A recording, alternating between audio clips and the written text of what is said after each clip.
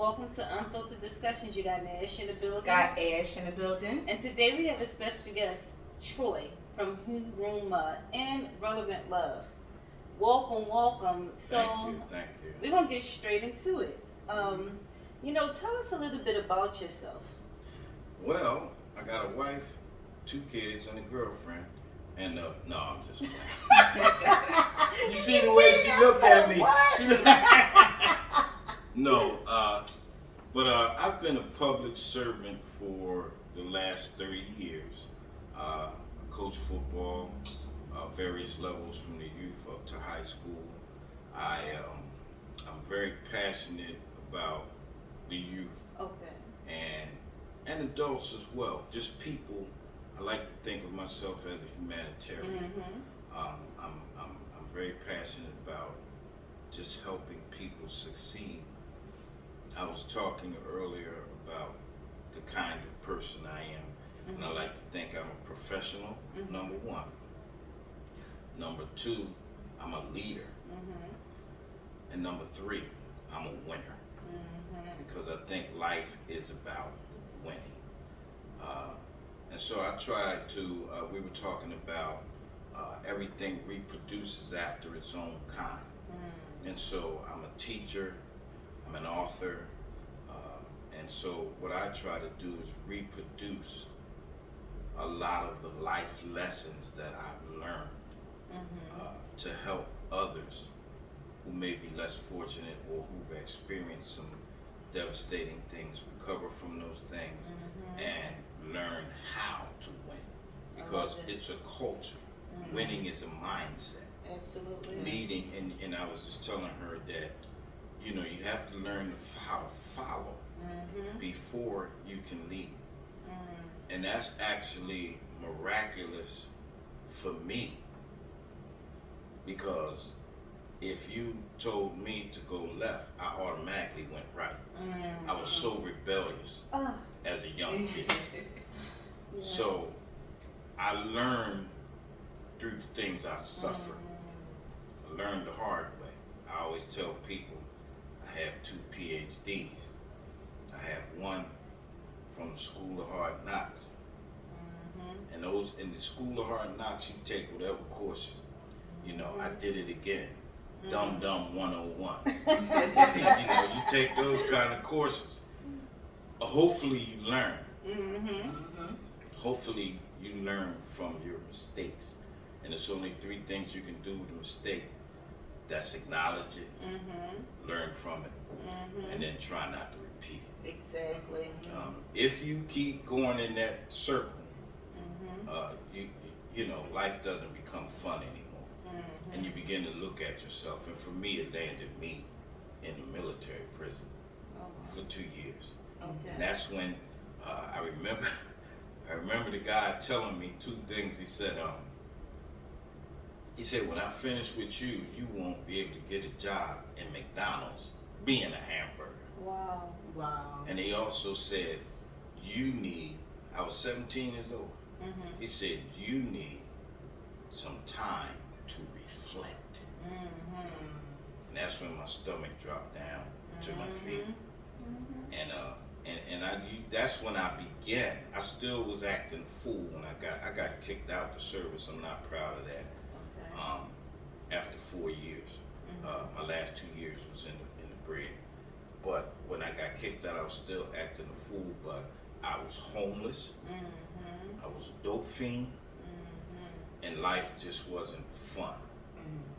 And at that point, I remember when I got kicked out of my then girlfriend's house. I remember going to my mother's house, and she told me, Troy, I can't help you. Don't ask me for another dime. Don't ask me for another chicken wing.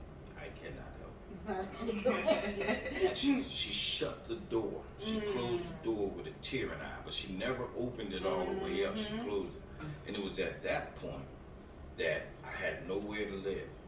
And so I was in the street, I knew some drug dealers, and I asked the drug dealer, could I stay at his house? He said, yeah, but you gotta work the door. So a couple of weeks into that, the stick-up boys came in. with the shotguns blasting. And that was it for me. Not good. I was 27 at that time. I'm 61 now. So that was the beginning of me. I ran downtown and checked into a detox because I didn't want to get high anymore. It wasn't fun. Life was not fun. I was not winning. And at that point, I remember thinking, maybe, just maybe, had I listened to my mother, maybe my life wouldn't have been this. However, there was some caveats and some other circumstances that drove me to that rebellion, and we talked about this a little bit. I was abused. Okay. My stepfather was a police officer and an alcoholic. Not only was I abused, I also witnessed my mother get abused to the point of going to the hospital. So therefore, I was angry, I was rageful, I was rebellious against any authority, any type of authority. So when it came to me going into the, back and when I was coming up, we used to gang war. And so when it came, I went into service to get away from that. But I had no business going into service because I just was too rebellious. I couldn't follow orders. And so that's how I learned how to begin to follow. I learned the hard way, school of hard knocks, PhD. Yeah, I love it. Your transparency and your self-awareness is amazing, right? Most people can't sit and really like tell a story in that way and really connect the dots though. Like you're able to connect, well, this is why this happened, right? But now you have the ability to not only tell the world, but help other people through their process, right? And I'm just glad that you came out the way you did. You know, and like sometimes when we're going through our experiences, we're like, why me, right? But not knowing what the bigger picture is, right? Of course, we can't see the bigger picture when we're in a moment. But now the picture, like you can see it clear as day, right? Now you're able to give back, you're able to help young men or even sometimes women. It ain't just a gender thing. Right. A lot of people go through the same things, right? Even somebody started just sitting there like, "Dad, I can relate to that, right? I can definitely." And I'm a female, right? So I understand it entirely. So I really want to like dive into your mission though. Like, what made you start Huruma? I started Huruma. I think you ladies know I used to be a pastor. Oh, okay. In my growing up in the church, I didn't grow up in church, but when I began to get my life together, I understood that the spiritual aspect was missing. And that's what's happening with a lot of our people today. You turn to drugs or whatever you want to turn to, alcohol or other vices. There's an element of spirituality missing. I got in touch with that when I began to recover from drugs through Narcotics Anonymous. I began to get in touch, and thank God I had some really good men in my life who was willing to mentor me, and they called me on my stuff, and they made me accountable. I love it. And so that's the other part of the process where you really have to, every man and every woman, I think, should have three people in their life. They should have a peer that will keep them accountable. They should have someone that they're helping, and then someone who's helping them. So we need those three things in our life.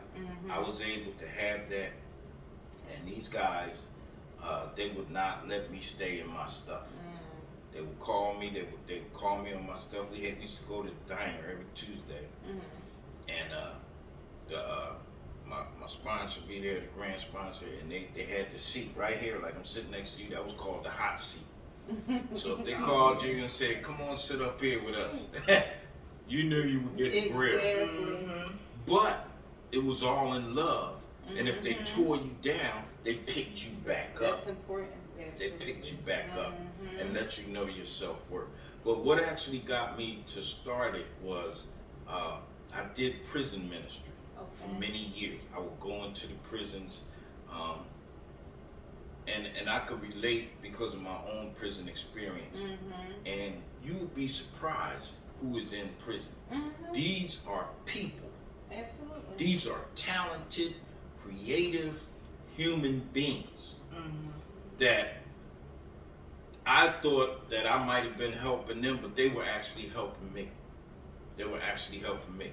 So I did prison ministry through Yoke Fellow, prison fellowship, and then at the church I was in, I started a prison ministry. I started a prison ministry for that church, and so as I kept going, I began to see the need again. Going back to my own experiences, see the need, and huruma is a Swahili word for compassion. I love it.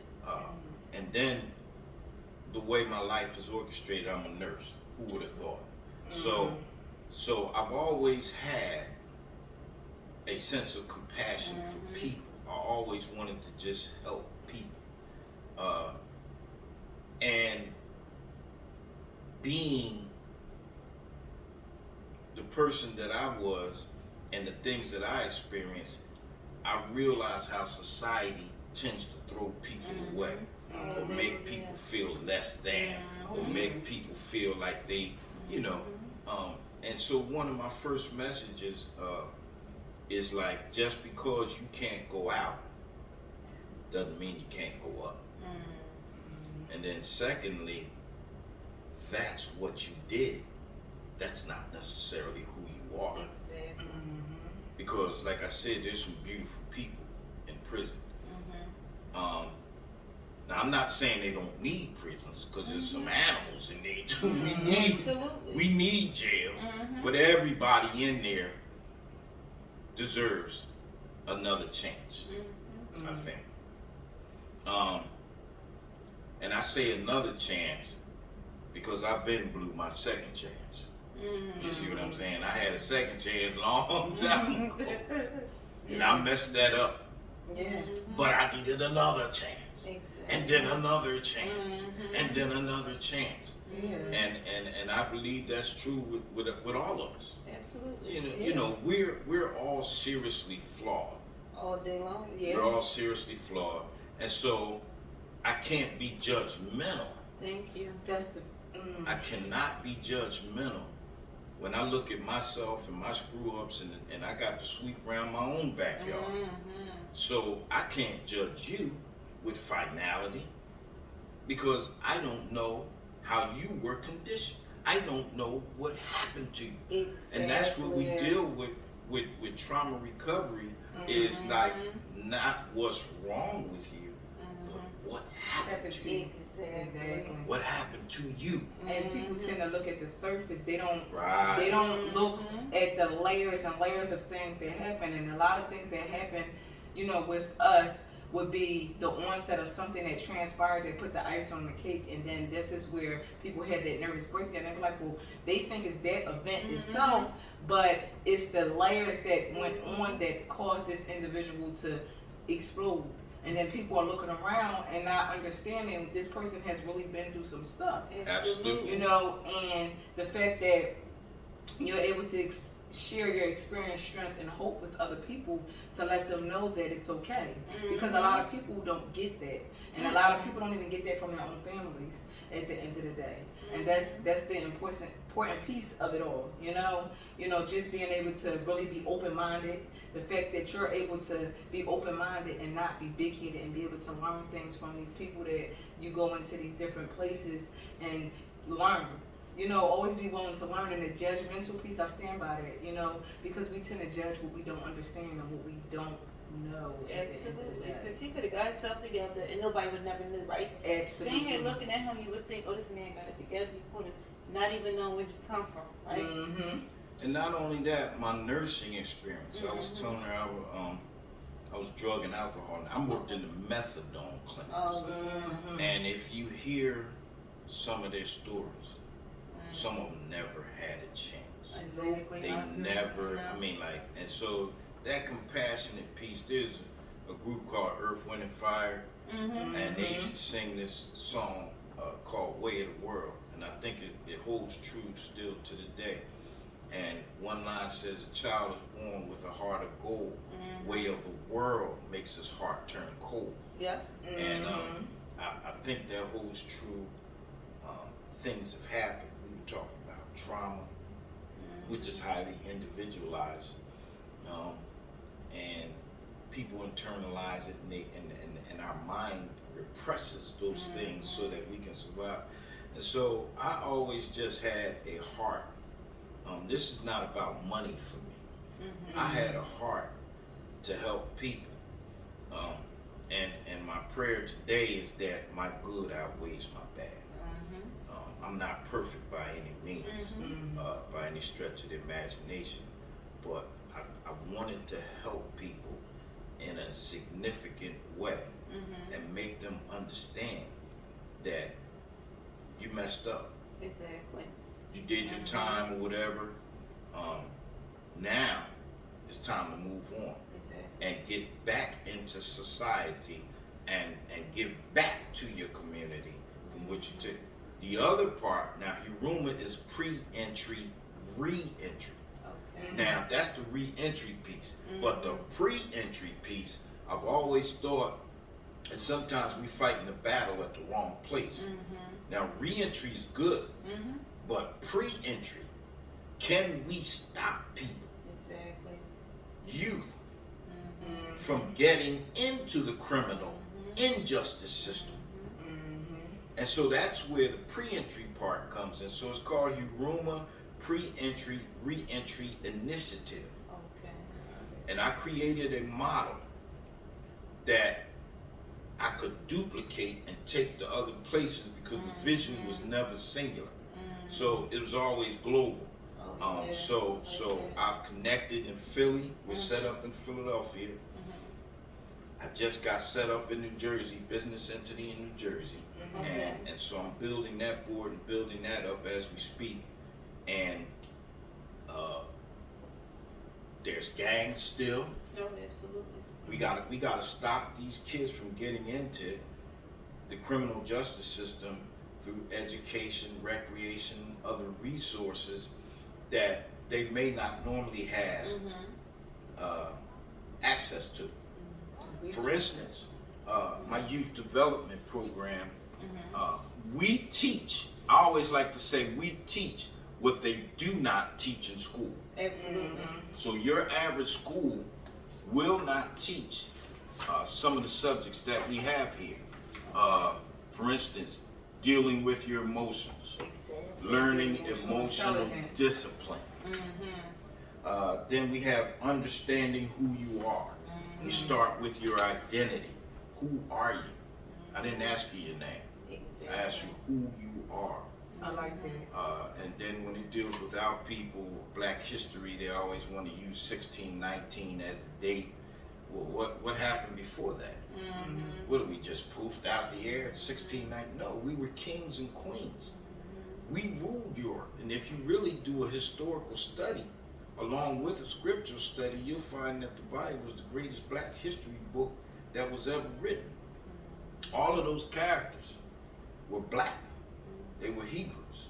So I deal with the identity because we have a common enemy of our soul, and it's three things: your identity, your purpose, and this is why people go to jail. They never get hooked up with your purpose. When you understand who you are and why you are here, then your destiny becomes clear. And you won't do certain things because that's not en route to the goal line. It doesn't align. You see, so goal setting. A lot of people never get involved in that. Yeah. They ain't teaching that in school. No, they're not. You know, in your average school. So goal setting, cultural diversity, things like drugs, alcohol, guns, gangs, and crime prevention. How do I stay away from the gangs? How do I not give in to the peer pressure? And then we also have coping mechanisms. I love that. We have coping. We teach you how to cope with certain things. And I was just sharing a story with you. And, you know, we have to learn how to cope with things. Now, the mind will do some things automatically to repress traumatic situations and Absolutely. things so that we can continue to survive. Mm-hmm.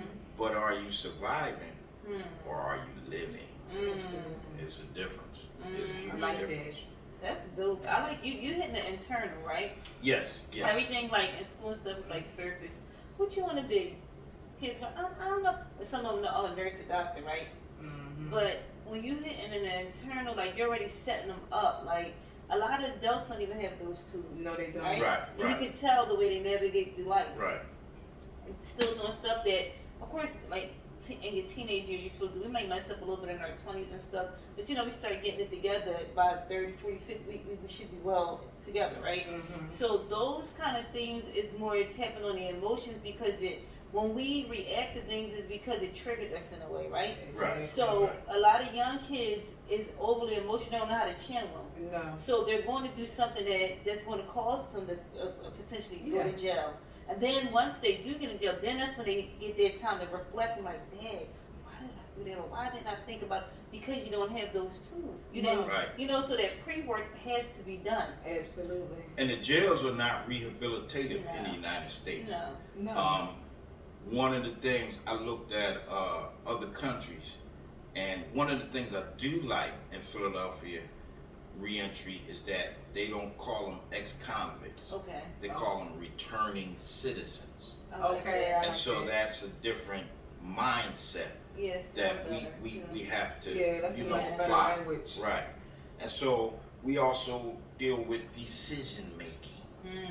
and the tenets of quote unquote success. Yeah. Because success doesn't necessarily mean you got a Wall Street job Oh. and this, that, and the other. No. That means nothing to me. No. I would much rather teach you wealth, Yes. which we do, Mm-hmm. and entrepreneurship Mhm. Mm-hmm. and creating generational wealth. That's And this is not only for our youth, Mhm. because the ones, our returning citizens, miss this. So when they Absolutely. come out, they got to get a dose of this Absolutely. Oh yeah. so that they can succeed, Absolutely. you know. And then we have character development. Mm. I always thought that you're either going to have character or you're going to be a character. Mhm. Straight out the funnies. Yeah, okay. It's either one of the two. Mhm. Yeah. Here's one for both boys and girls. Okay. Young, I call them scholars. I call them Mhm. our young scholars. Mhm. This is preventing teen pregnancy. Mm. When you are young, you have no business. You do not have the tools to care for a child, and most of the times the grandmother's doing it. If you want to be real, Yeah. you want to keep it 100. Most of the time, that duty is transferred to the grandmother, Mhm. either his, the boys, or the girls, or both of them, Mhm. because you have not yet acquired the tools Mhm. to take care of a child, and it's not just money. Yeah. Because 9 times out of 10 they're going to end up in family court. This young man doesn't even have a job yet, or if he does, it's minimum wage. Mhm. And the statistics are misleading when it comes. For instance, my company could get, we do job Okay. research, you know, career readiness and all of that. Mhm. So if you get a job, we might say we got 10 people a job this month. Okay.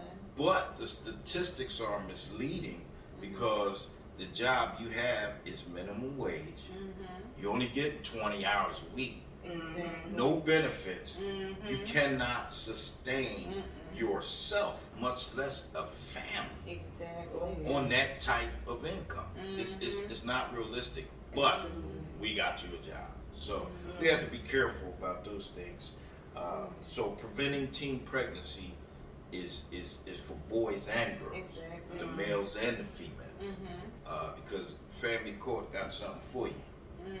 Oh. and that is a whole beast in itself because it pits the two against each other Yes. instead of really coming up, and really they're laughing at us Mhm. because they're saying, look at these fools, they can't come together and Can't even agree figure it out. on how to raise their own child.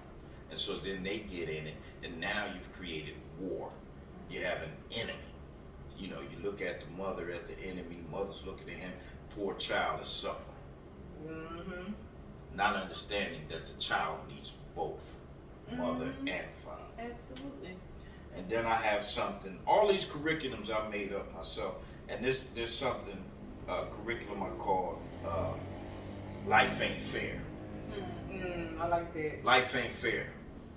And then the subtitle is Living Life on Life's Terms, not your terms. I like that.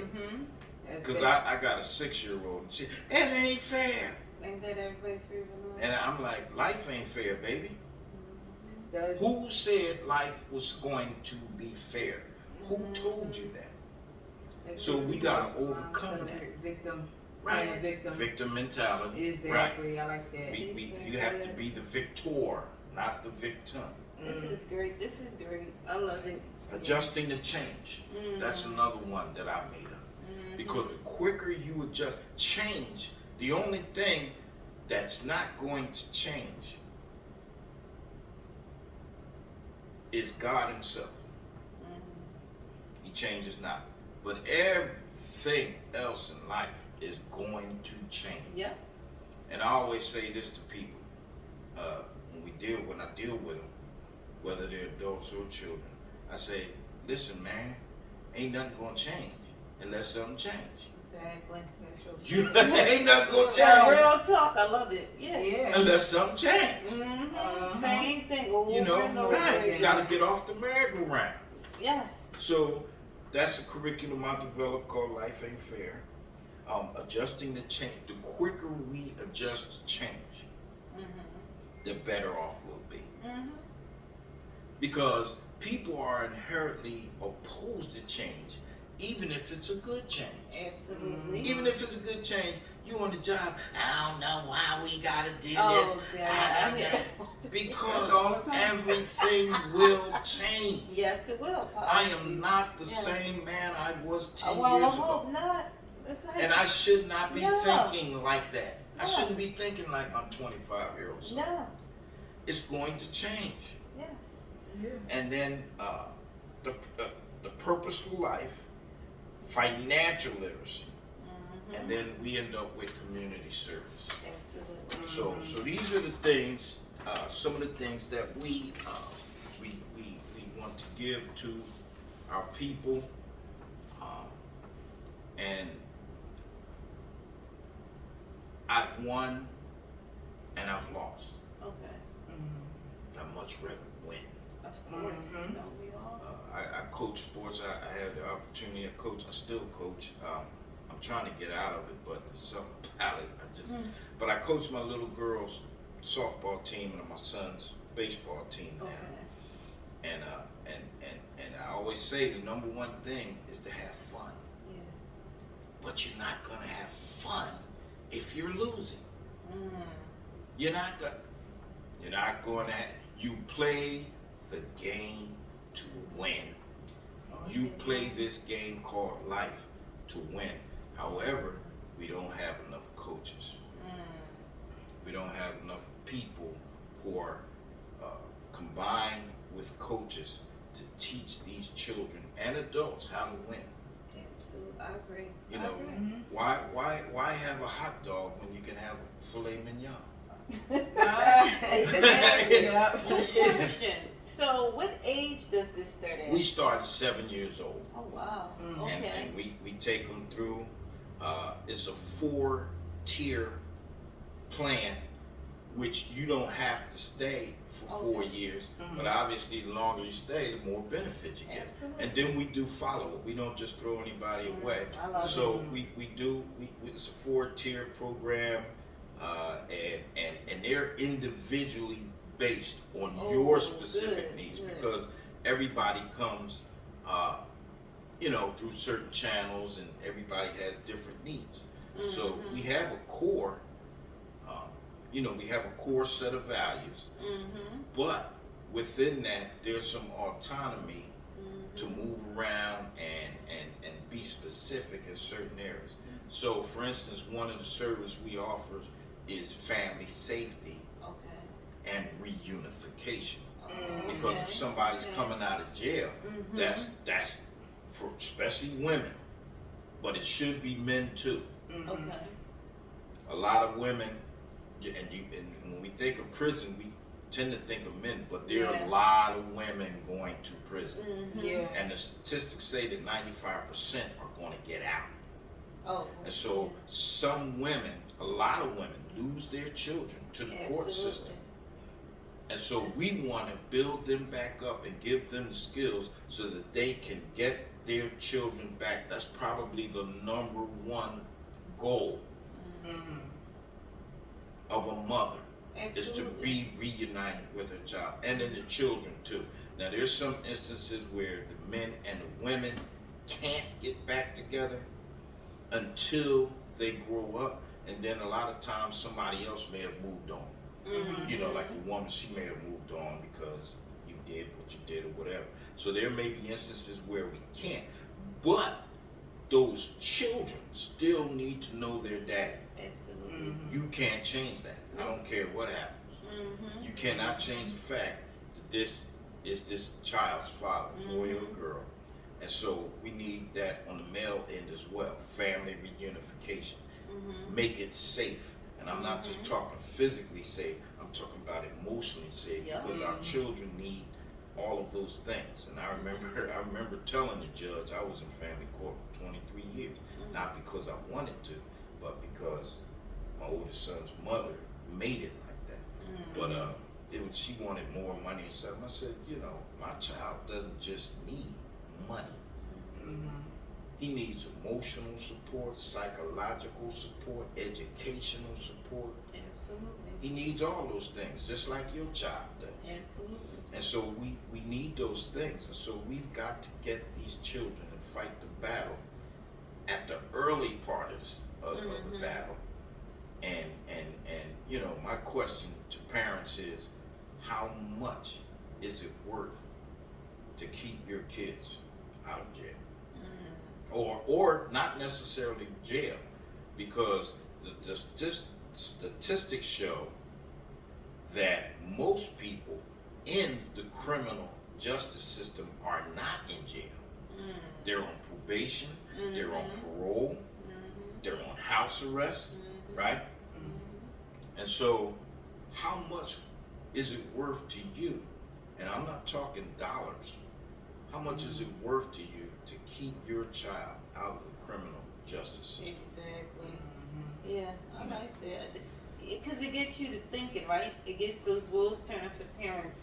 Because parents got to also understand that, no, I don't want to say you're a part of the problem, but you contribute to whatever it is that your kid has going on, right? And a lot of parents don't do hands-on, right? No. And they really, some of them don't really have like a clue. Like you might see your kid one way, but when they get outside, they're somebody else, right? A lot of kids tend to like adapt to what they're around or who they're around, right? Absolutely. So you know, everybody was younger before, so some people was followers, some people wasn't, right?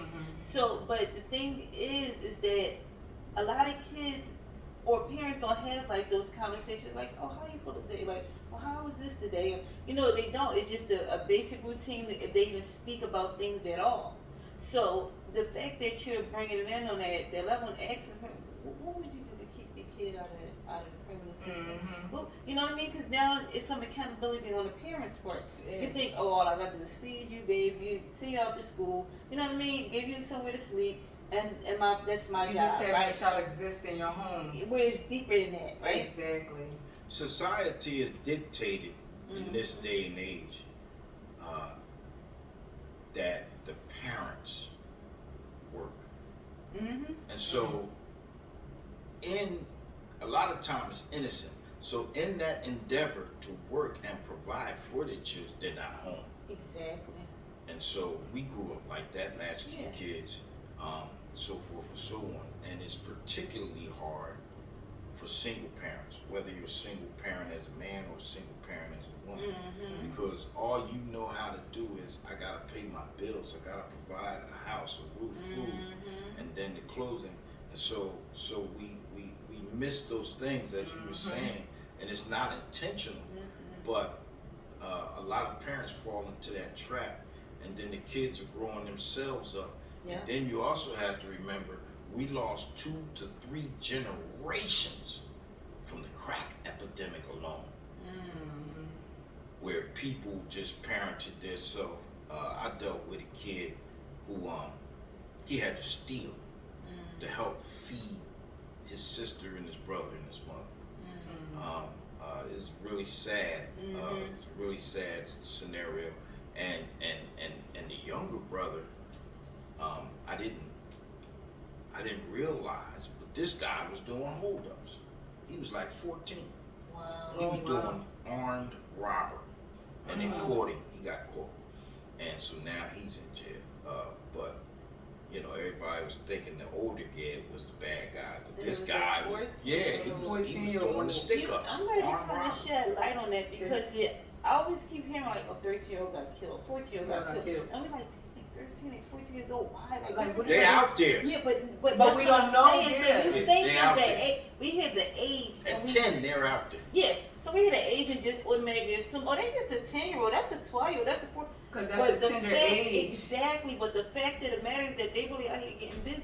Yes. Getting it in. To survive, though, right? It's crazy. And a lot of us, you know, they're role models. This is what they see. Yeah. So we've got to change the ideologies of these kids. That's why I want to start at 7.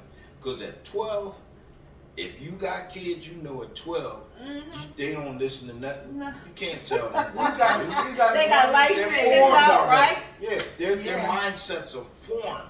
But that's really deep to think about it like that. Like you said, you be wondering, but it's a shame, like the upbringing, because they're forced taking on grown people responsibilities and things that they have taking on these different challenges that these adults should be accountable for, not the child. So let me ask you this. So I know it's kind of hard to like pull in certain kids, right? So how do you do that? Because some of you like, I ain't going to that program, I ain't doing this, I'm too for that or that, I don't need that, right? So how do y'all pull them in? Well, first of all, we understand that we're not going to reach everybody. Okay. You know, we're not going to reach all of them. We simply talk to them. We ask them. We make them think and answer their own questions. Okay. In the beginning, and you know, who are you, son? Who are you, young lady? Well, who are you? You don't know, do you? Would you like to learn who you are? And so we make it inquisitive for them. And then they'd be like, you know, everybody won't gravitate to you immediately, but we don't let them go. Hey man, just checking up on you, how you doing? This guy keep on, you know, you got. Yeah. When you think of what's called a stronghold, and that's what we're dealing with. We're dealing with strongholds, generational strongholds. You remember the movies where you used to watch some swashbuckler movies and they take the battering ram and boom, heave and hit the door. They hit the door. This is what we got to do. One knock is not going to knock it down. No. We got to keep hitting that thing. It's a stronghold. You got to understand what you're dealing with. These are strongholds from generations. I mean, thousands of years of poor conditioning, poor mindsets, adverse circumstances. You're dealing with all of this. But at the end of the day, there's a little tiny heart in there, in that person. And that's what I rely on, and I rely on the Creator. So I don't necessarily prepare a script or anything. When I approach each person or each family is different. And so, right, I gotta become all things so I can win some. I like that. So, you know, it's a story told about the guy on the seashore, and he's walking along the seashore, and all these starfish are washed up. And he's taking them one by one and throwing them back in. So there's another guy, he said, hey, what are you doing that for? It ain't gonna make no difference. And so he picked up one starfish and looked at it and threw it in the water. And he said to that one, it did make a difference. So we're not gonna get everybody. We understand that, but those that we do get, you know, one person, and we were talking about influence, leadership, because you have negative leaders and positive leaders, but the one with the most influence, if you can touch that kid, or adult who can influence many, that's your seed. That's part of your seed. And that, so that person, you know, you never know. Like I said, there's some very talented people in prison. There's some very talented, creative people on their way to prison or on their way to some kind of correctional facility or probation or something. So it's all about humanity, which is sometimes lost in these days. People aren't, the violence rate and the killing rate in Philadelphia is off the chain. Yes. They are killing women and babies now, and there's no honor, there's nothing. It's not like it used to be. We used to get out there, give me a fair one. You know, if I lost, usually you end up becoming friends with the person you fought because it was too much work. And they know you're not a coward, you know. So they be like, you end up becoming the best of friends, right? And so we lost that. We've lost that. These cowards can't fight now. All they want to do is get a gun, you know, and shoot somebody. However, we got to remember that there are entire families affected by this. Who in amongst us doesn't have someone that they know that went to jail or is on drugs? Exactly. And that's who we started with, Huruma. I started on my family members who went to jail, even my son, my 28-year-old son. And I ran them through the system. I asked them would they help, would they mind being in it, and we tested some things out on them. And so now we're not even a year old. July 14th will be a year old. So now we're ready to go full throttle. I love it. We're ready to go full throttle. One of the things we need, but it's coming. I'm sure it's coming, especially in Jersey. It's almost guaranteed. But we need a building or some space so that we can engage people. We've been engaging them outside because of COVID. But now we want to get in and really get to what the plan is to engage these people, do their intakes, find out what their needs are, and then service them. And then from there, we would like our graduates, I call them our scholars, to come back and help us and volunteer and help others and create that mindset and you know, just continue our process. Continue the process. It's gonna be big though. It is. It is. I believe it is. And one thing is, I say this all the time. I did some groundwork as far as like taking my business courses and things like that, and putting the concept together. I'm just a vessel used as a visionary. But I really did not have to put effort into it. Like y'all, what y'all doing, I think it's beautiful.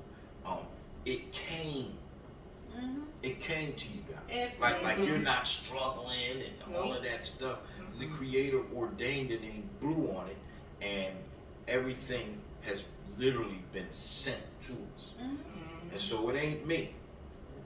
It ain't me. I'm just a visionary, CEO, president, founder, co-founder, and we I have to keep telling my wife, co-founder, relax.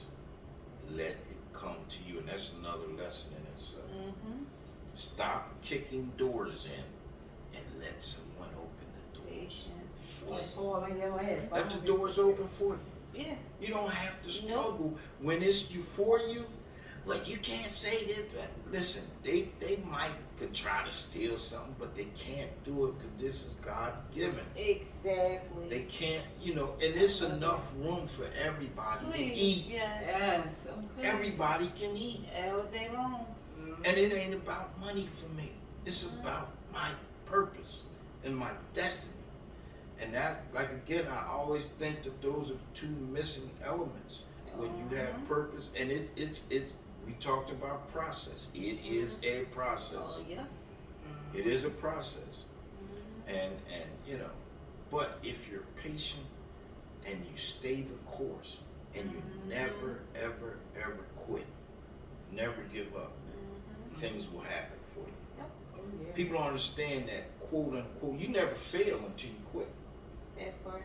Yeah. So people don't understand what you might conceive as a failure is only a stepping stone to your I success. say that all day long.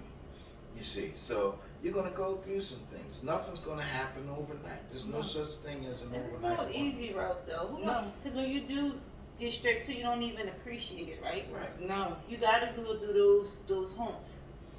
And sometimes you gotta go back and redo something a little bit over. I might have thought this was the way, but then I want to go back in because then I see that was a mistake, right? Exactly. It's a different way to do it. So yeah, you got. I mean, I never understood that people want it instantaneously. I need that right.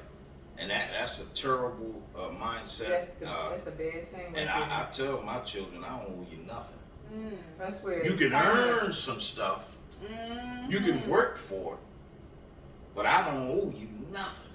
You ain't entitled to nothing. You don't have to have the things that you do have. You see, but we work hard to provide some things, and there are going to be limits. There's a new language in town called no. You understand? You gotta say no. And then These kids don't understand no. They don't understand no. Take a no in your life sometimes. But you need it. Problem. You have to. Society's going to tell you no all Right. day, and then you don't know how to do You that. can't You don't know how to deal with it. Right. So That's Yes. people making their own set of rules up in their brain That's about the certain structure. things. You need that. Now we got to get into the love side of things. Relevant love. Like, tell us about relevant that. love was created because, again, people just kept coming to us. Couples just kept coming to us. Some married, some not married. And this is my second marriage. This ain't my first rodeo.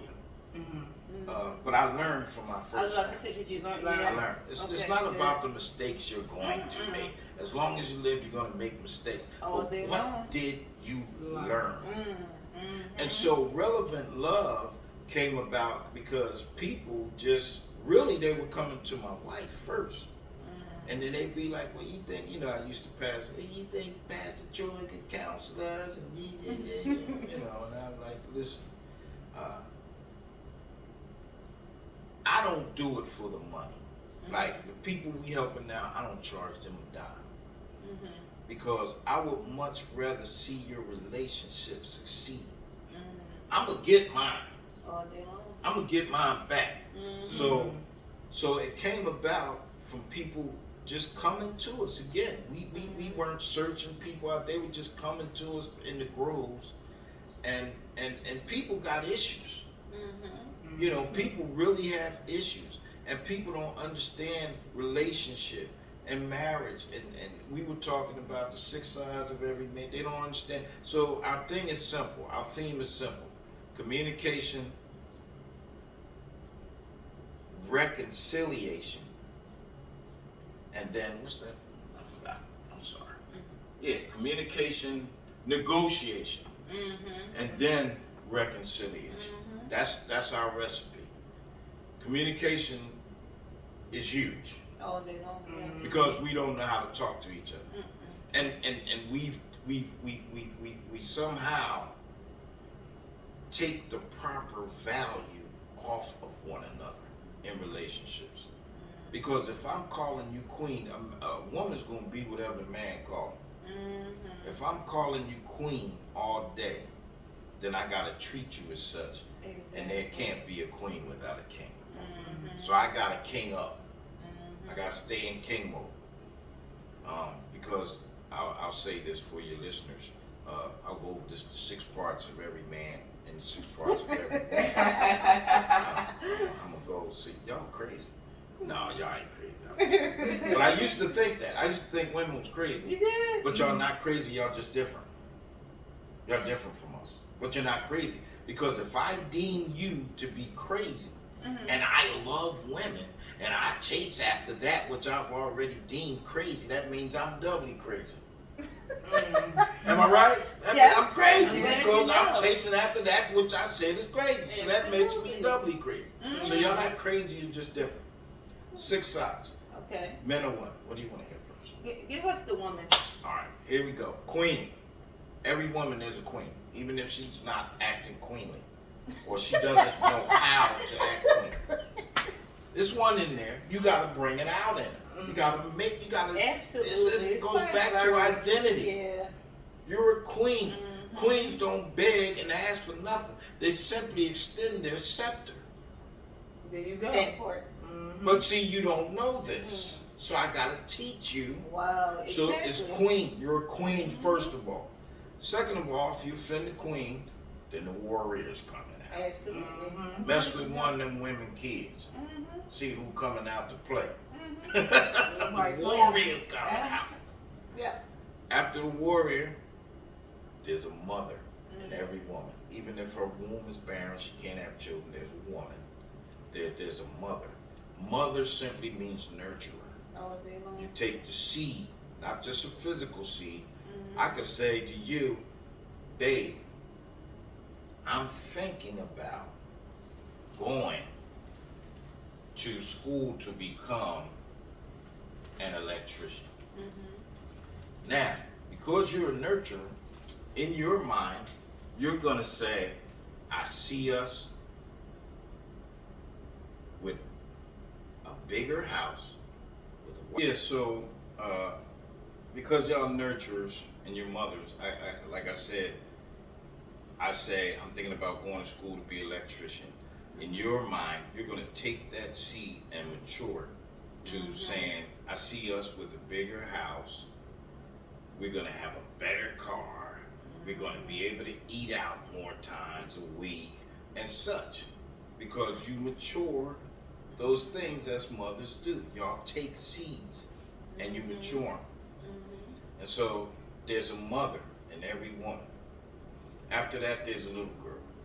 And I talked about, I think that fatherlessness affects girls more adversely than it does boys. It affects both, but I think the girls have some issues because you don't know what a man is. And so you gotta go by trial and error. You're kissing frogs and you still ain't getting to the prince yet. So, and again, like I said, I made sure that I bought my little girl flowers. I'm the first man that bought her flowers. So that to educate her into what to expect from a man. And if he can't provide the way that you were used to living, then he ain't for you. So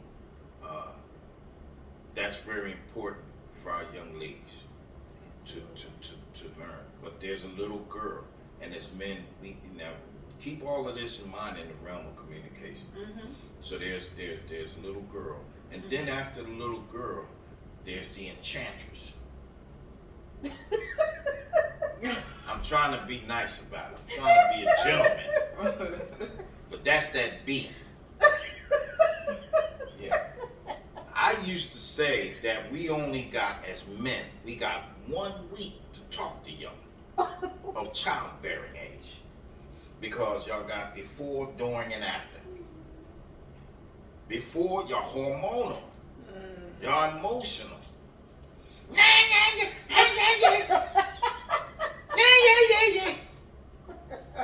Sometimes close up, sometimes far away, but always.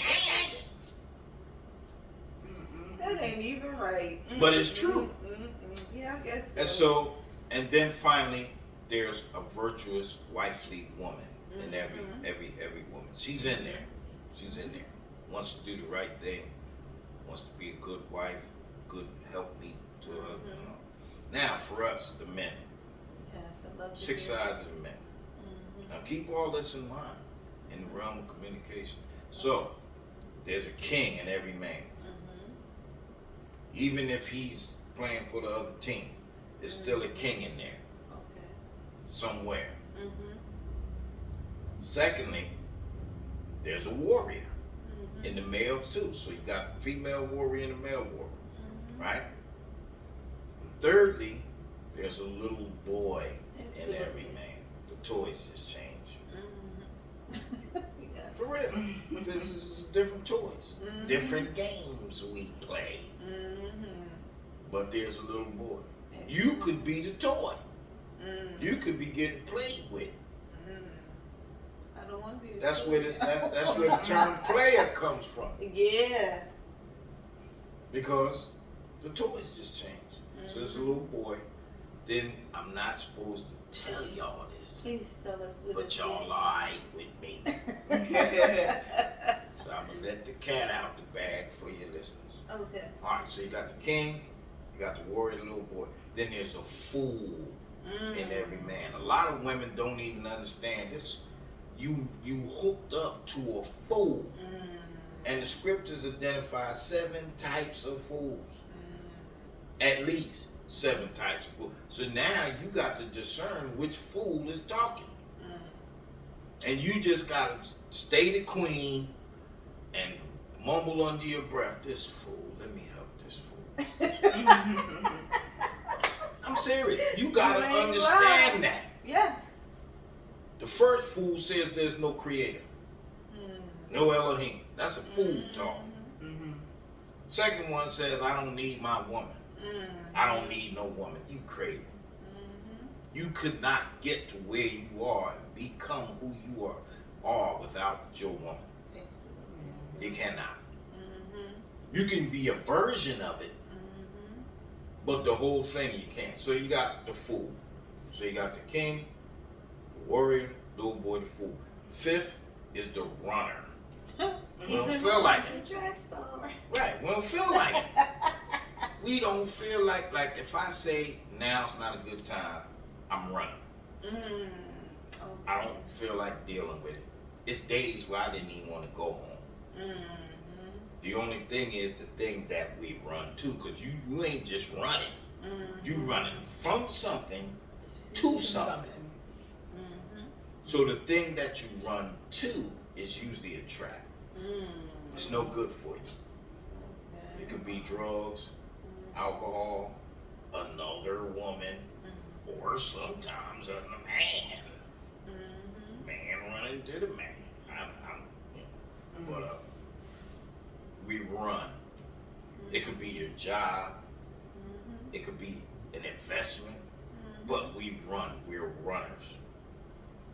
And so, finally, there's a husbandman. I love that. A husbandman, a father/husbandman who wants to do the right thing, be the right thing, and do it. So now you take these two and you put them in the realm of communication. The 6 sides of a man, 6 sides of a woman, and only the king can deal with the enchantress, because she, but I love you. How you gonna argue with that? How you gonna argue with that? Exactly. And only the queen can deal with the fool and the runner. Absolutely. I love it. Yes. You gotta queen up. You can't keep bashing him for everything he does wrong. He's a fool. There's a fool in us. Don't bash me. Build me up. I love it. Yes, dear, but I love you.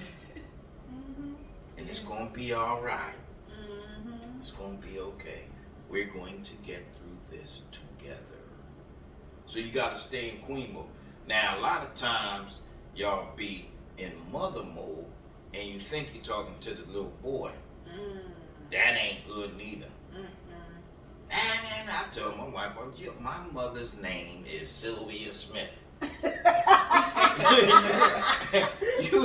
You're not talking to the little boy here. I'm not the little boy.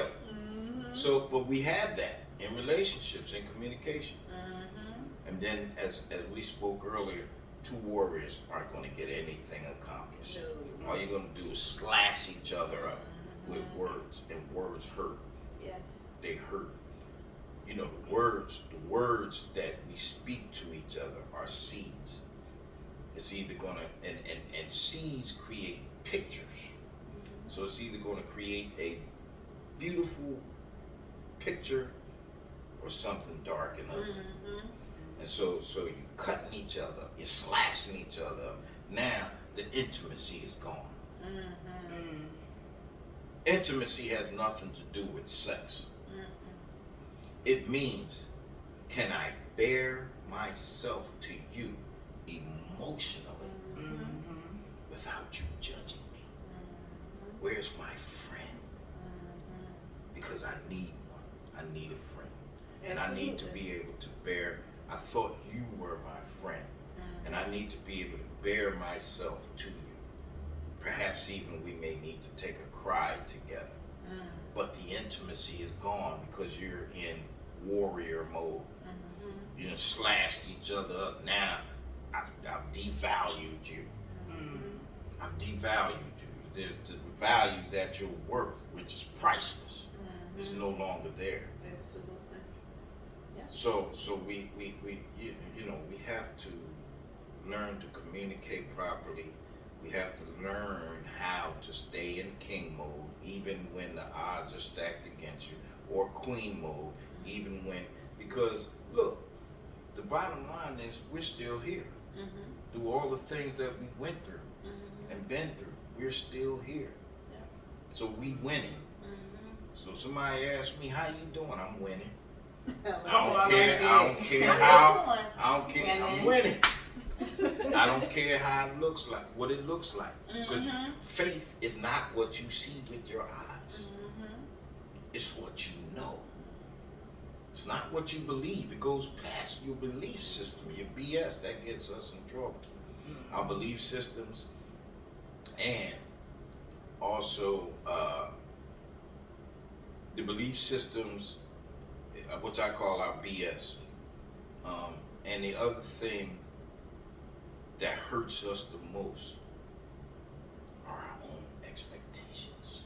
Yeah, some expectations. Our own expectations. Ooh, Well, I thought it was going to be like, I thought, well, who told you to think? That's what they tell you in the military. But our own expectations, because we place expectations. Case in point, very simple case in point. I asked a friend of mine, I said, how did you like the movie Coming to America 2? Okay. Oh man, it was trash. But you know why? Because he placed expectations on it. Never place expectations on it. They will disappoint you. Particularly uncommunicated expectations. Absolutely. I expect you to do this, but you didn't tell him that. Or he didn't tell you that. I expect this of you. And it's not communicated. That's why communication is so important. It's everything. And then sometimes you have communication breakdowns. And so now we have to learn how to negotiate so we can come out with a win-win. There are no losers. And these are the things we teach adults and children. How do we win? We got to come out. It's called give and take. You ain't getting it 100% your way. If you think you are, you're not living in this world. You're in some other fantasy mindset. Absolutely. And so you have to be able to concede and negotiate to a degree where you can get some and I can get some. And we can be happy. Yeah. And so that's an art form. Negotiating is an art form. You see, because there's two types of power. There's the power of position, which the man is the king. He's the head. I didn't make the rules. But then there's the power of influence, which you ladies have. Absolutely.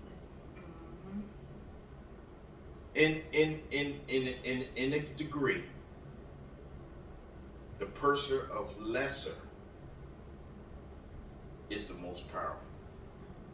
I'll give you an example. You got a baby, little tiny infant baby, can't even talk yet. You're the mother. You have power of position.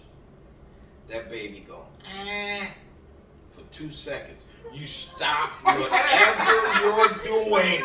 Period. Whatever you're doing to attend to the need of that baby. I'm giving you some pointers here. You women got what we need. Oh, we know. I know that already. You should, your man You can make him give you or do whatever you want. Oh, all day If long. you know how to use your power. That part. If you know how to use your power. Oh yeah, I know that. To be a fact. So, you know, I love it. there's real, and then you got to get the reconciliation. What are we going to do? You got to make some decisions. Either we going to cut it, you know, or we're going to work to get this thing back to even keel. Reconcile, it's a financial term. Reconcile your books. Okay? We want profit. We don't want loss. Okay? So in our lives, we want to profit. I need to profit from knowing you. You need to profit from knowing me. We need to reconcile our books and get this thing on the winning side. Yeah. And so that's where the concept came from. I love it. I love it. I mean, it's crazy because when you break something down, it's like, you know it, you hear it, you know it, but it's like, when you actually hear it in that way, it's like, it makes all the sense, right? And it's like, you would think that, again, can't expect those expectations for somebody to just automatically know these things, right? But when you break it down, and it's crazy because then, especially when you got one side, someone, just say if someone is at the king stage, and then you're dealing with the little girl phase on that side. So you're dealing, sometimes they're never like on the same, you know, level, right? So you're dealing with them on different levels, right? But it's just crazy because each part requires you, like it teaches you to deal with the other parts. It's just crazy how you put it. It's like, it makes perfect sense when it's put like that. And then of course there's always a give and take. I want to walk out happy. You want to walk out happy? I know I want a little bit of what I want. You want what you want? Or we gotta have a meeting point here. Make it happen. Yeah, you know. I mean, it all makes sense. And yes, those tough decisions have to be made. Either we're gonna stick in this or we rolling. Which one we gonna do? Yeah. Because we can't keep on fumbling the ball here. We can't be in warrior mode. No. We're not getting anything accomplished. Nothing's happening. Nobody's being heard. Nobody's being understood. Yeah, that active listening is extremely important. And that is the key. You got 2 ears and 1 mouth. Yes. Like you just got finished. So you should be hearing. And hearing implies action. You know, like you say to your kids before you leave the house, did you hear what I said? That means I need you to do something. And so hearing implies action. And like you were just saying, it could be little boy and king or queen or whatever. And that's why we gotta hear. We have to do the active listening. And active listening deals with hearing what's not being said. Exactly. And so it's learned art. And you have to be intentional about it. Absolutely. You got to learn how to do these things. And see, these are some of the lessons that we teach our returning citizens as well as our youth. You know, how to communicate, how to listen. What's that person not saying? And I do skits. I always do skits. Like I'll do a scenario where I have 2 girls, and they all 3 girls. They're all friends, and it's lunchtime, and they say, "Hey, let's go to Burger King." And they always go to Burger King. But the one girl says this particular day, "Oh, no, I don't want to go." And they like, "Well, what's the problem? We always go to Burger King. What's the problem?" So what could the problem be? She ain't got no money. But she's afraid to say, "I don't have any money." And so you got to listen to what's not being said. And so, you know, it's like, "Come on, girl, we always go to..." And then she finally spits it out. "Well, I don't have no money today." "Come on, girl, we got you." Exactly. You understand what I'm saying? We got you. And so that's communicating, listening, understanding.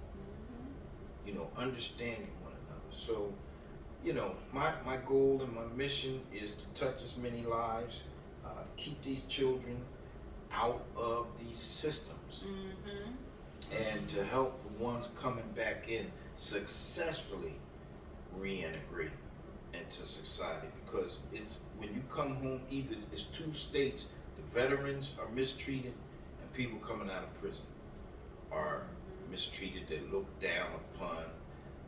They say once criminal, always a criminal. And that's not true. People change. Absolutely. You know, and so we want to connect these people to their purpose. You know, we want to change. We want to teach them the things that they're not going to be taught in your traditional school system. And these are the things you need, both educations. Yeah. These are the things that are going to help you win in life. And even life too. It's just that toolbox of life though that you're gonna give out. I love it though. I'm just glad that people have that somewhere to go for that, right? Of course, school teaches us our basic math, English, writing. We need that stuff. I mean, we don't use all of it, but we use majority of it, right? But these type of things are needed in life. It's the missing pieces, right? Yeah. Because life is gonna happen to us no matter how we show up. It's not gonna stop. You know what I mean? And we're not in control of what we're born into. No. Right? No. So it's going to shape us, and now we have to do some unwiring and figuring out now what do I do with this, those coping skills. That all of this stuff right here, you need it. Even when you think you don't need it, you need it. You know. So I have a copy of a self-confidence formula that I use. Okay. And this is one of the things we start with, and we tell them just to just keep reading it every day until you memorize it completely. And by the time you memorize it completely, your mindset has changed about who you are. So it starts out, I'm not going to read the whole thing, but it starts out saying, I know that I have the ability to achieve the object of my definite purpose in life. So now you're self-affirming. You're saying, I know. I don't need nobody to tell me. Therefore, I demand of myself persistent, continuous action towards its attainment. And I here and now promise to render such action. So now you're putting action into it because you're making a promise to yourself. The worst person you can ever lie to is yourself. And so then we go on and realize the dominating thoughts of my mind will eventually reproduce themselves in outward physical action and gradually transform themselves into physical reality. And so it goes on and on and on. And then we make them sign it. We make them sign it. Oh, okay. I will sign my name to this formula, commit it to memory, and repeat it aloud once a day with full faith that it will gradually influence my thoughts and actions so that I will become self-reliant and a successful person. Accountability at its finest. I love it. So that's just an example of where we start and what it's all about changing the mindset and introducing new ideas and new solutions to people. Absolutely.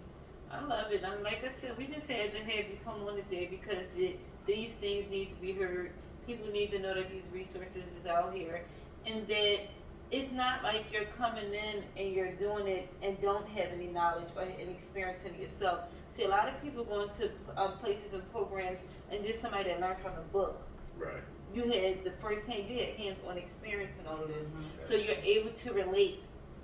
And I think that's extremely important when someone is really going through stuff or trying to come up out of something and have somebody say, I understand, not only because I hear you, but because I've dealt with it myself. Right. Yeah. So I know exactly where you are right now, right? So that piece is a gem within in itself because it, like I said, most people have all these programs and it's because it's a great idea and it's bringing them the money. Right. So they think, oh yeah, so of course people could come in and get it, right? But this right here, this is some more next level stuff because it's on a humanistic approach, right? I'm coming to you as a human being. I'm coming to you because I understand you. I see you. So yeah, I love it. I'm just glad but you got to tell people where they can find you at. Okay, you can get us on www.hurumainc.org. hurumainc.org. We have a Facebook page also. You can contact us at 215-420-9549. 215.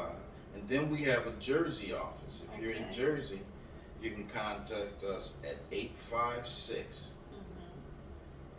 419 6228. Okay.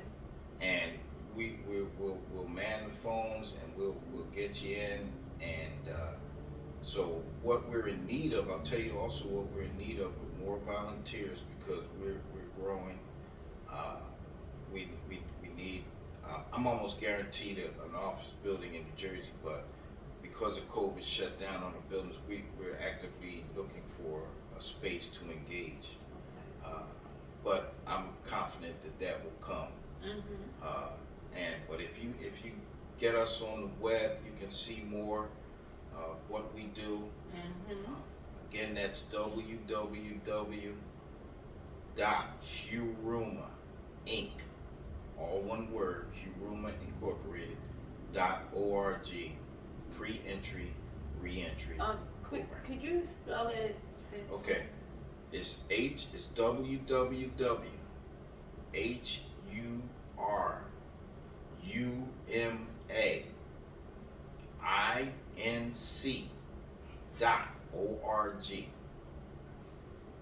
HurumaInc.org. We'd be happy to service you, meet with you, and partner with you, and come together as a community to help our society. Yeah, I love it. So y'all heard it here. You got your relationships coach, Mr. Troy and Miss Asia, okay? And as y'all remember, she was on the couch, as I am.